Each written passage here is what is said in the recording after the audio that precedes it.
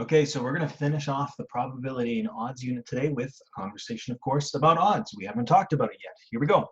So we're going to learn about a concept that's similar to probability today called odds. We're going to first connect probability and odds, say how they're similar, say how they're different.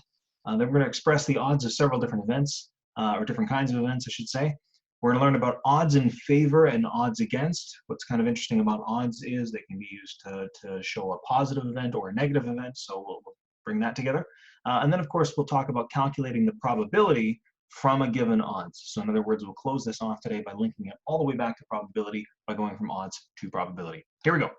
So probability, hopefully, as you would know, is a way of expressing the likelihood of an event happening compared to the total possible outcomes. It can be shown as a fraction, a decimal, or a percentage. So in other words, probability is just how likely something is out of the total number of possible outcomes. So for example, there's a 1 out of 4 probability of drawing a card that's a spade, where 1 represents the spades and 4 represents all cards, right? There's spades, clubs, hearts, and diamonds. So there's 4 different options in total. The successful one, successful, as we could say, one that we're considering here is spade, so 1 out of 4. Now, odds are a related concept that expresses the likelihood of a wanted or successful event happening compared to the unwanted or unsuccessful event or events. It must be shown, however, using a ratio, either using a colon, which is this sign, or in words. So it's very similar to probability. The main difference, though, is that probability compares to all the possible outcomes, whereas odds compares what you want with the things you don't want. So not all the total outcomes, just the things that you don't want. So for example, if you were to draw a spade, we'll use the same example again. For every 1 spade, which is what you are wanting, so what's wanted, there are 3 cards that aren't spades. So you have your hearts, your diamonds, and your clubs. These are unwanted. So the odds in favor of picking a spade is 1 to 3. That's how we would say it in words. Or you could also express it as a total mathematical ratio using a colon sign as 1 to 3. That's what that colon kind of means in math. It means 1, 2, 3, right? So that would be the odds in favor of picking a spade. Now, since it's 1 to 3, and this is representing spades and this is representing not spades, what's useful about odds is it's very clear from this little ratio that we have here that you have a lot more higher of a chance not picking a spade than just picking a spade in general. There's 3 things that aren't spades and there's only 1 thing that is a spade. That's what that's representing. So odds can either be represented as being odds in favor, like we did in the last example, or as odds against. So odds in favor is set up by saying it's what you want, and then your colon, and what you don't want, right? So the thing that you want in favor is what's first. But if you said the odds against, then you would put the unwanted thing first, and then the wanted thing. So if I had said the odds against picking a spade, you would say it's 3 to 1, because odds against, I'll write it out, odds against, ooh, I just misspelled against, look at me go.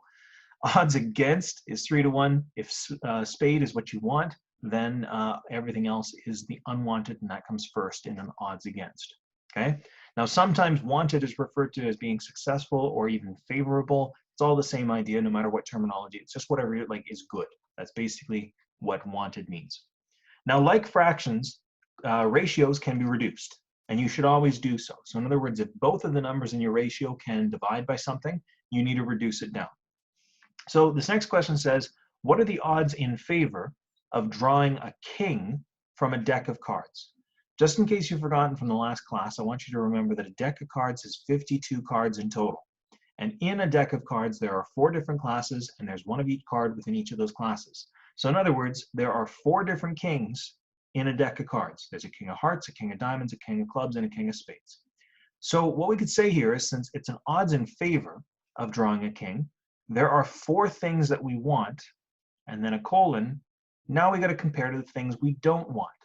A very common mistake when you're working with odds is a lot of times people would just say, oh, it's got to be 4 to 52. But that's not the case. 52 is the total number of cards. The 4 kings are part of those 52 cards. So you need to think about how many other cards there are that aren't kings, so are the cards that are unwanted. Well, 52 minus 4 would give you 48. So we can express this as 4 to 48.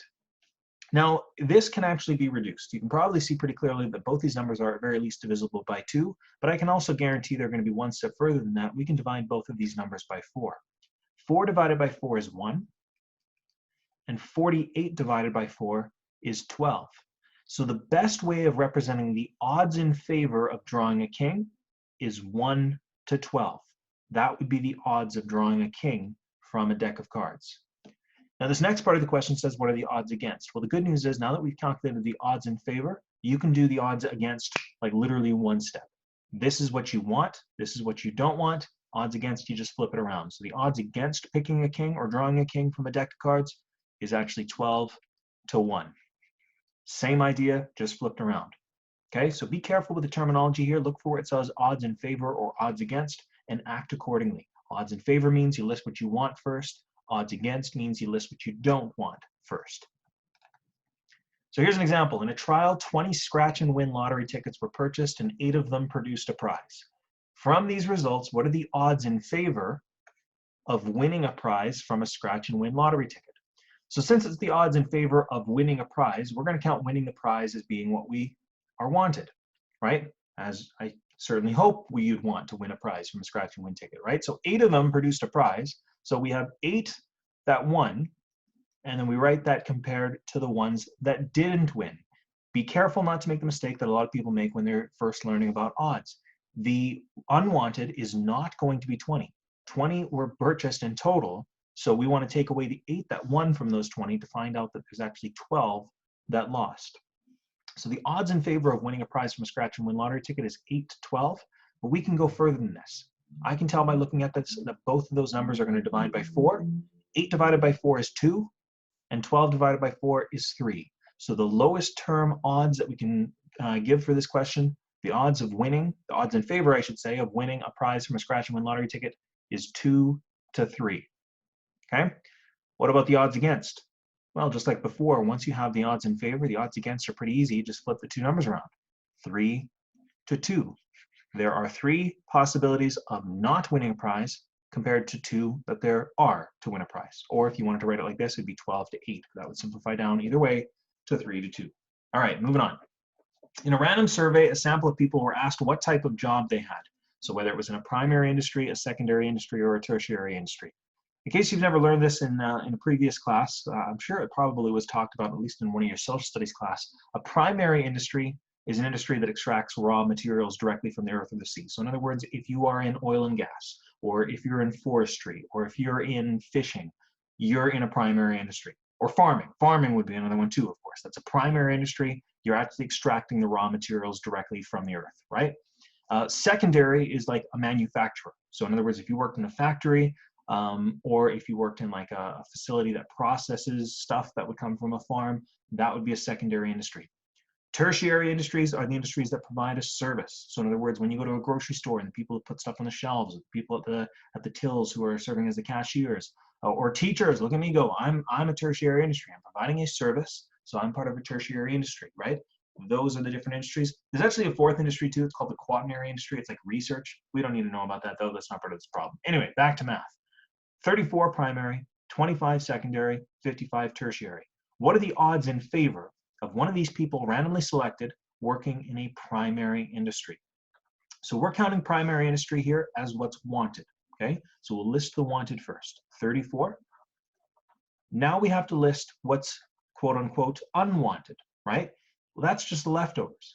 There's 25 in secondary and there's 55 in tertiary. You would need to add these two together, and that's going to give you 80. Now 34 to 80, I actually don't know how this is going to simplify in one straight go, so I'm going to just pick away at it until we get as far as we can go. I can tell by looking at these because they're both even numbers that they'll both divide by 2. 34 divided by 2 is 17. 80 divided by 2 is 40. So 17 to 40. Then I have to think, is there any other number that would divide both of these? And I can tell you right now, I know 17 is a prime number. We talked about those yesterday.